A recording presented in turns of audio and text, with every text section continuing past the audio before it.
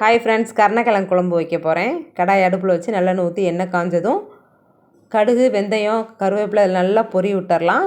அது கூடவே பெரிய வெங்காயம் கட் பண்ணி சேர்த்துருக்கேன். 10 பல் பூண்டு சேர்த்து நல்லா வதக்கி விட்டுறலாம். சின்ன வெங்காயம் இல்லை, அதனால் பெரிய வெங்காயம். 3 தக்காளி அரைச்சி சேர்த்து பச்சை வாசம் போக வரைக்கும் நல்லா வதக்கிக்கோங்க. குழம்பு மிளகாத்தூள், மஞ்சள் தூள், பெருங்காயத்தூள் சேர்த்து நல்லா வதக்கி விட்டுக்கோங்க. பச்சை வாசம் போகட்டும். 3/4 வேக்காட்டுக்கு கருணக்கிழங்கு வேக வச்சு தோல் உரித்து கட் பண்ணி வச்சுருக்கேன்.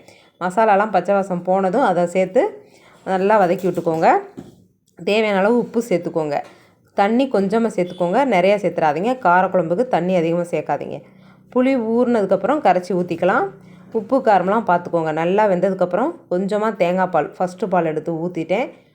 ஒரு கொதி வந்ததும் அடுப்பை ஆஃப் பண்ணிட வேண்டியதான். சூப்பரான டேஸ்ட்டில் இருக்கும் இந்த தேங்காய் பால் கருணக்கிழங்கு காரக்குழம்பு. செஞ்சு பாருங்கள். சூடான சாப்பாட்டில் வச்சு சாப்பிட டேஸ்ட்டாக இருக்கும். பாய். நாளைக்கு பார்க்கலாம் அடுத்த ரெசிபியில்.